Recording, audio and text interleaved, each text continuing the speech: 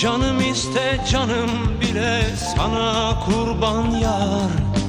Yıldızlar yerinde güzel bırak dursun yar. Saçlarımı ellerinle okşa yeter yar. Gönlüm senden bir şey ister, nasıl desem yar. Allah beni bulla beni al koynuna yar.